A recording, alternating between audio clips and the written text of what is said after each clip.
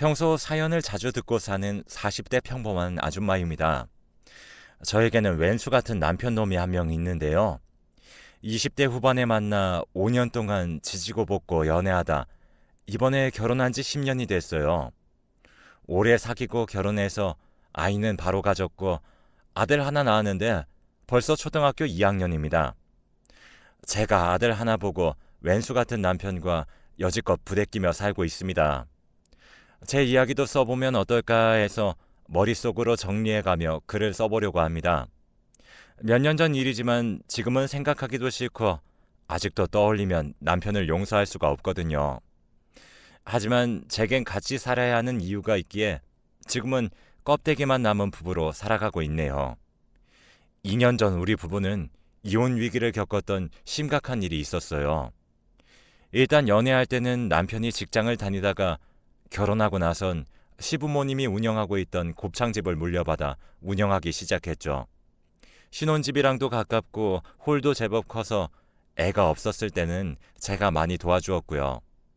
나중에 배달까지 시작했을 때는 동네에서 알아주는 맛집으로 성장했고 그 후부터 장사가 너무 잘 돼서 애도 키워야 하는데 제가 가게까지 신경 쓰기 부담이 됐고 저는 집에서 전업주부로 살기로 했습니다. 그때부터 남편 가게에 홀서빙 알바를 고용하고 가게가 바쁜 분위기라 시급은 다른 가게보다 센 편이어서 알바도 한 번 일하면 6개월 이상 일하더군요. 어느 날 남편이 말하기를 당신도 알지? 주희가 꽤 오래 일했잖아. 근데 학원 문제 때문에 그만둔다고 하는데 주희 친구를 자기 후임으로 일하러 오라고 소개시켜줬대. 라고 말하더라고요. 저도 일을 잘하는 친구로 알고 있었기에 그 학생에게 고맙더라고요. 저희 가게 사정을 알고 다른 친구에게 추천해주고 이틀 후 면접 보러 온다고 하길래 잘 됐다고 해주고 오래 일했던 주희 칭찬을 많이 했습니다. 면접을 보고 나서는 일 잘하는 애 그만둬서 걱정했는데 또 일 잘하는 애가 온 것 같다 하면서 요즘 애들도 개념이 있는 애들이 있더라고 기분 좋아하더군요. 제가 봐도 얌전하지만 응대도 제법 잘하고 일도 야무지게 하는 모습을 보고 전에 일했던 학생만큼 일해줬으면 좋겠다 해서 가끔 볼 때면 간식도 사다 주고 애로사항 없게끔 잘해줬습니다. 그렇게 또 6개월이 지나가고 점점 친해지면서 정말 가족 같은 분위기의 근무 환경으로 만들어주려고 노력했어요. 그렇게 시간이 지났고 금토는 주말이라 가게가 더 바빠 항상 늦게 끝나는 걸 알고 있거든요. 가게는 일요일 하루만 쉬는데 늦게 마감해봤자 2시 정도였어요. 근데 언제부터인지 유독 남편은 토요일만 새벽 3시가 넘게 퇴근을 하더라고요. 제가 애기 재우고 남편을 기다렸다가 같이 잠자리에 드는 편이어서 자기 요새 토요일은 좀 많이 늦네? 라고 말했더니 남편이 요새 토요일마다 오는 단골 손님이 있는데 그 손님이 좀 늦게 왔다가 늦게 가셔서 마감이 늦네 하면서 피곤해 하더라고요.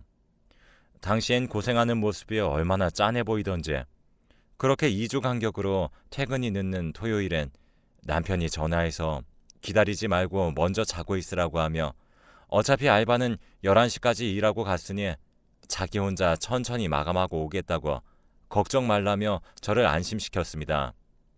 그렇게 몇 달이 지났을까요? 여느 때와 다름없이 일요일 아이와 함께 놀아주며 시간을 보내고 있었습니다. 남편은 평소 휴대폰을 진동으로 잘 바꿔놓지 않는데 그날 유독 휴대폰에서 진동 소리가 계속 울리더라고요. 제가 자기 휴대폰인가? 진동이 계속 울리네? 연락 올 사람 있어? 하고 물었더니 없지. 일요일에 연락할 사람이 누가 있겠어? 라며 휴대폰을 슬쩍 보더니 평소처럼 놓길래 그러려니 했습니다. 그런데 그 당시 남편의 행동이 제가 느끼기에 약간 어색했던 것 같아요. 문득 여자만이 알 수 있다는 이상한 느낌 아시려나요? 그런 게 딱 느껴지는데 그때는 그냥 넘어갔습니다. 제가 좀 어색하다고 느꼈던 그때부터 남편의 행동이 좀 의심스럽게 느껴졌어요. 평일에도 마감이 12시인데 알바생과 함께 마감을 한다는 겁니다. 원래는 평일엔 그렇게 바쁘지 않아서 10시까지만 알바를 쓰기로 했거든요. 그때 워낙에 우리 가족이랑도 친하니까 가게에 신경을 많이 써줘서 몇 번은 고맙게 느껴졌는데 지속적으로 같이 마감을 한다니까 조금 미안하더라고요. 그래서 하루는 제가 가서 알바를 보내고 남편과 함께 마감하고 퇴근해야겠다 싶어 아이를 일찍 재우고 가게로 갔던 적이 있습니다. 그때가 밤 10시경이었고 가게를 갔는데 홀 정리를 하고 있었는지 주방 쪽에 설거지하는 소리가 들리더라고요. 그러다가 점점 주방 쪽으로 가는데 여자의 목소리로 앙탈을 부리는 듯 하지 말라는 소리와 남편의 웃는 소리가 들리길래 최대한 자연스럽게 주방으로 들어가며 여보, 여기 있었네? 정리하고 있었어? 라고 하니 둘 다 화들짝 놀래서 저를 쳐다보더라고요. 둘이 나란히 서서 사이좋게 고무장갑 끼고 물장난을 치며 설거지를 하고 있었나 봐요. 제가 뭐 하냐고 물으니 설거지가 많아서 이것만 하고 집에 보내주려 했다더군요. 그런데 어떤 사장과 알바생이 서로 물장난을 치며 설거지를 하겠어요. 그대로 알바생에게 고무장갑 놔주고 집에 얼른 가라고 보내는데 알바애가 남편 눈치를 슬쩍 보더니 내일 뵙겠다며 가더군요. 그때부터 제 기분이 살짝 나빠지면서 남편에게 왜 집 갈 시간 임박한 애한테 설거지를 시키냐고, 그리고 내가 온 게 그렇게 놀랄 일이냐고 따졌어요. 그랬더니 남편이 하는 말이 아니라고, 알바에 본인이 설거지하고 가겠다고 해서 시킨 거고 당신이 와서 놀란 게 아니고 손님인 줄 알고 놀란 거라고 그렇게 말하더군요. 그럴듯한 얘기죠. 저는 확실하게 앞으로 알바 퇴근 시간 되면 딱딱 보내라고 언지를 줬고 그날은 그렇게 지나갔습니다. 그리고 그날부터 그 앞에서 제가 들었던 여자의 앙탈을 부리며 웃는 소리와 남편의 웃음소리가 머릿속에서 한동안 떠나지 않아 계속 뭔가 찝찝한 느낌에 남편이 집에 와서 씻고 있을 때 휴대폰을 몰래 켜봤어요. 평소에 휴대폰 비밀번호를 설정하지 않는 사람인데 갑자기 비밀번호가 걸려있는 거예요. 문자나 카톡이 와 있는 것 같은데 누군지 모르니 이거 이상하다. 뭔가 있는 걸 확 느꼈고 그때부터 평소처럼 행동하되 남편의 행동을 주시하기로 했습니다. 가게 초반에 CCTV를 설치하면서 휴대폰으로 CCTV 보는 어플을 깔았었는데 제가 전업주부로 전환하면서 안 보고 있었거든요. 이상한 낌새를 느끼고 난 이후부터 그걸 자주 보기 시작했어요. 남편의 휴대폰을 보면 뭐가 나올 것 같은데 비밀번호가 걸려 있어서 보기가 쉽지 않았기 때문이죠. 그리고 동시에 걱정했던 건 내가 의심을 해서 정말로 뭐가 나오면 그땐 어떡하며 아이도 커가는데 수습을 어떻게 해야 하는지 고민이 되기 시작했어요. 그 이후로 계속 CCTV 영상을 들여다보고 있는데 일하는 모습이 평소와 다를 게 없어 보였어요. 조금 이상하다 느끼는 장면이라면 같이 테이블 치우고 들어갔다가 몇 분이 지난 후 나온다던가 하는 영상 정도. 그것도 참 이상해 보여서 기록을 해놨고요. 퇴근 시간이 되면 알바를 집에 보내는지가 관건이어서 때맞춰 확인을 했는데 딱 시간 맞춰 보내고 자기가 마감을 하고 있고 그러더라고요. 평일은 그렇게 넘어가는 듯 싶었고 남편의 휴대폰이 잠겨 있어서 밤마다 오는 것 같은 메시지는 확인하지 못했습니다. 그러다가 남편이 늦게 들어오는 토요일이 되었고 저는 잠들지 않은 채 가게 CCTV를 보기로 했습니다. 거기서 충격적인 장면을 보게 되었어요. 남편이 그동안 2주 간격으로 토요일만 되면 늦게 들어왔던 이유가 늦게 오는 손님 때문이라고 했었는데 그 손님이 바로 알바였더군요. 알바가 11시에 퇴근을 한 것이 찍혔고 남편이 홀 정리를 시작했고 남은 손님들이 다 가고 나서 1시간 뒤에 가게 불이 꺼졌어요. CCTV 영상이 흑백으로 보이더군요. 그리고 때맞춰 알바생이 사복 차림으로 다시 가게에 들어왔고요. 그렇게 다시 만난 두 사람은 다정하게 포옹하며 CCTV를 한번 쳐다보더니 가게 안에 유니폼을 갈아입을 수 있도록 마련해둔 쪽방이 있는데 그곳으로 들어가더군요. 그리고 그 둘은 한동안 나오지 않았습니다. 이걸로 알바와 남편이 수상한 사이라고 오해했던 게 확신이 들었습니다. CCTV 영상을 끄고 저는 온몸에 털이 곤두섰고 손이 차가워지며 덜덜 떨려왔습니다. 이제부터 어떻게 해야 하나 눈앞이 캄캄해졌고 남편이 오기까지 평정심을 유지해야 했기에 정신만은 붙잡고 있었죠. 그날 남편이 오기까지 저는 자는 척을 했고 뜬 눈으로 밤을 지새웠습니다. 밤새우면서 머릿속으로 정리가 필요했고 5년 동안 연애하면서 어떤 문제로도 속을 썩이는 남편이 아니었기에 배신감도 컸고 결론은 바람 피운 놈이잖아요. 속이 뒤집어지더군요. 그 다음날 일요일에는 어떻게든 휴대폰을 뒤져봐야 했기에 남편에게 배터리 없다는 핑계로 전화기 좀 빌려달라고 했습니다. 예상대로 남편은 자기 휴대폰을 빌려달라고 하자 꺼림칙하게 충전해서 쓰면 안 되냐고 안 주려고 하더군요. 급한 전화라 얼른 통화만 하고 준다고 하고 빌려왔습니다. 아이는 남편과 놀고 있는 사이 짧은 시간에 결정적인 증거만 잡으면 됐기에 바로 비밀번호를 풀고 문자와 카톡을 보기 시작했습니다. 내용이 아주 가관이었죠. 어쩌다 우리가 이렇게 된 건지 유부남이라 미안하다는 말과 보고 싶다며 사랑한다는 내용까지 제 눈을 의심하며 차마 보다가 말았지만 부분적인 내용은 제 휴대폰으로 다 사진 찍어 놨으니 핸드폰을 돌려주고 나를 잡아서 이혼 전문 변호사를 알아봐야겠다고 생각했습니다. 대충 내용이랑 시기를 맞춰보니 남편은 아마 저에게 늦게 오는 손님을 얘기할 때마다 알바생과 부적절한 관계를 맺고 있었던 것 같아요. 제가 모르게 하기 위해 CCTV를 피해 쪽방에서 은밀하게 데이트를 했던 것 같고 최근 들어 부부관계도 소원했었는데 다 이유가 있었던 거죠. 갑자기 앞으로의 제 인생이 까마득해졌어요.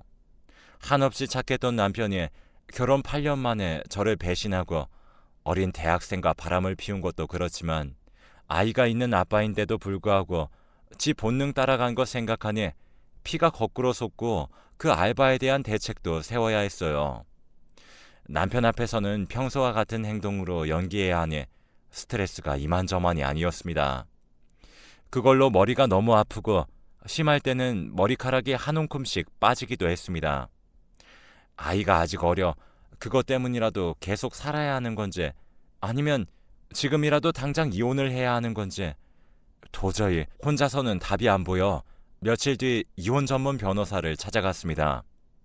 그런데 남편이 정말 바람을 피웠다면 법적으로 결정적인 증거가 있어야 잡음 없이 이혼을 할 수 있다고 하는데 그게 바로 직접 그 둘의 데이트하는 영상을 제가 가지고 있어야 가능하다고 하더라고요. 이미 CCTV 영상과 문자 내용까지 내가 다 가지고 있는데 이것보다 더 확실한 물증이 필요한 거냐며 한참을 따졌지만 어쩔 수 없다고 법이 그렇다고 하니 하는 수 없이 상담 비용만 지불하고 나왔습니다. 나와보니 이혼이 쉬운 게 아니라는 것을 알았기에 새로운 대책을 세워야만 했고 저는 증거를 가지고 시부모님을 찾아가기로 했습니다. 시부모님 댁도 저희 집에서 멀지 않은 곳에 있어서 가는 내내 어떻게 얘기를 해야 하는지 과연 누구 편을 들어주시려나 걱정하며 시댁으로 갔습니다. 막상 시부모님 앞에서 말하려니 입이 안 떨어져서 우물쭈물하고 있는데 아버님께서 먼저 무슨 일 있느냐고 여쭤보시더라고요. 그때부터 시부모님 앞에서 눈물을 흘리며 우리 그이가 바람이 난 것 같다고 상대는 알바생이라는 것까지 그리고 현재 가지고 있는 증거들을 다 보여드렸습니다.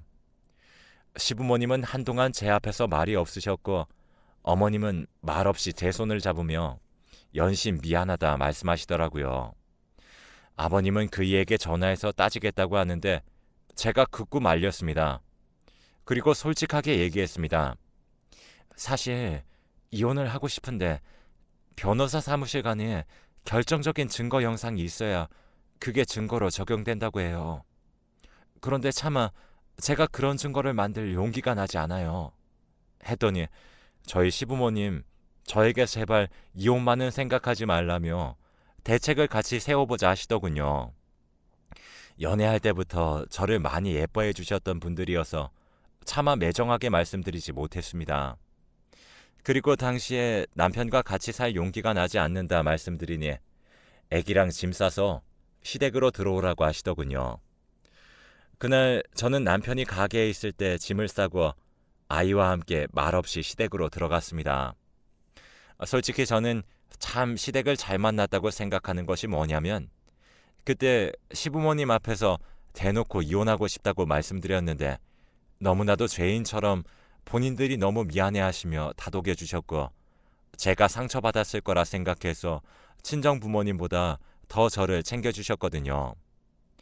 그날 밤 남편이 퇴근하고 제가 집에 없는 것을 알고 핸드폰으로 전화를 수십 통 해대는데 저도 안 받을 생각이었지만 시어머님께서 하는 말씀이 당분간 전화 받지도 말고 지 잘못 지가 깨달을 때까지 놔둬 하시는데 다른 집 시부모님 같았으면 내 새끼 편 들으며 며느리 희생만을 요구했을 텐데 나 정말 우리 시부모님 잘 만났다 싶었습니다.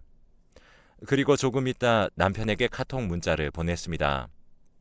나 당신 바람핀 것 알고 있고 문자 내용이며 CCTV 영상 다 갖고 있어 라고 보냈더니 바로 전화가 오더군요. 어머님 말씀대로 안 받으려고 했는데 행방을 알려주지 않으면 친정에 덜컥 전화할까봐 받았습니다. 남편은 얼굴 보고 설명할 테니 어디 있는지 알려달라고 제발 만나자고 하더라고요. 거의 울먹이는 말투였습니다. 저는 길게 말하기 싫고 변명할 말 있으면 시댁으로 오라고 했습니다. 그리고 남편은 다음날 아침부터 가게 문을 닫아버리고 시댁에 왔습니다. 오자마자 시아버지는 남편에게 지금 어딜 들어오냐고 나가라고 소리치더랍니다. 저도 깜짝 놀랐어요. 그 정도로 화를 내실 줄은 몰랐거든요. 마침 그때 아이가 유치원에 있었으니 망정이지 어머님도 저에게 방으로 일단 들어가 있으라고 해서 가만히 방에 앉아 있었고 밖에서 나누는 대화를 들었습니다. 남편이 아버님 앞에서 하는 말이 잠시 실수한 거라며 저에게 용서 빌고 다시 잘 살 수 있다고 얘기하는 것 같았어요. 시아버님은 말도 안 되는 소리 하지 말라며 실수한다는 것이 몇 개월이냐며 남편에게 큰 소리를 치시며 당장 이혼하라고 하시더군요. 남편은 노발대발하는 아버님 앞에서 저에게 사죄하고 다시 기회를 준다면 다시 예전처럼 잘 살겠다고 일단 제 의견을 듣고 싶고 제발 같이 대화하게 해달라고 비는 소리가 났고 시어머님이 살짝 방문을 열며 남편이랑 대화하고 싶으면 얘기 나누라고 해서 나갔습니다. 저는 남편의 얼굴을 보자마자 이혼할 수 있으면 하자고 협조해달라고 했고 남편은 죽어도 안 된다고 정말 잘못했고 실수인 거 알고도 계속 만난 거 100번 내가 죽일 놈이라고 당장 알바에서 자르고 정리하겠다고 제발 이혼만은 생각하지 말아달라며 엎드려 빌더군요. 그동안 제 속 한번 썩이지 않던 남편이었는데 그 순간 시부모님이 보이는데 행복하게 잘 살겠다고 오랜 연애 끝에 둘이 결혼했는데 이런 꼴 보여드려 정말 죄송한 겁니다. 남들은 이런 일이 일어나면 자식 때문에 어쩔 수 없이 산다고 하지만 저 같은 경우는 정말 딸처럼 오랫동안 예뻐해 주신 시부모님 버리고 남편과 갈라선다면 저도 나중에 후회할 것 같은 거죠. 그래서 남편에게 당장 알바 자르고 관계 정리한 후에 다시 말해보자고 일단 눈앞에서 사라지라고 했습니다. 그리고 남편은 다음날 바로 알바생을 잘랐고 관계 정리도 했다며 연락이 왔습니다. 그래도 도무지 믿음이 가지 않았지만 나중에 남자 알바생을 뽑았다고 하더라고요. 그 일은 그렇게 마무리되었고 남편 꼴이 보기 싫어 당분간 시댁에서 지내게 되었습니다. 나중엔 남편 없는 셈 치고 우리도 아들 없는 셈 칠 테니 애기랑 며느리랑 우리 둘이랑 넷이 같이 오손도손 사는 게 어떻겠냐는 시아버님 말씀에 감사하면서도 죄송했어요. 사실은 남편이 그렇게 일을 다 마무리 지었다고 해도 제가 용서한 것은 아니니까요. 중요한 것은 제 마음이고 저도 아이 키우는 엄마로서 많은 생각이 왔다 갔다 했습니다. 그리고 결심했습니다. 제 아들보다 며느리를 더 생각하는 우리 시부모님 앞으로 내가 더 잘 모시며 살아야겠다고요. 그렇게 저는 꽤 오랜 시간 시댁에서 생활을 하다가 시댁 생활을 청산하고 아이와 함께 우리 집으로 돌아왔습니다. 그 후로 2년이 지난 지금까지 저는 그 일로 아직 남편을 용서하지 않으며 살고 있습니다. 대신 저는 끝까지 제 편으로 남은 시부모님을 위해 그저 껍데기만 남은 부부로 살고 있는 것이죠. 물론 남편은 그 일 이후 저에게 더 잘하지만요. 아직 제가 마음의 문을 열지 않았어요. 이대로 사는 것이 맞나 싶지만 아직 아들이 커가고 있고 시간이 흘러 시부모님도 돌아가시고 아들이 성인이 되면 그땐 정말 이혼해보자고 할까 하네요. 웃기는 상황이죠. 세상에 이렇게 사는 사람도 있다고 생각해 주세요. 모든 분들 가정엔 껍데기 말고 꼭 좋은 일만 있길 바라겠습니다. 안녕히 계세요.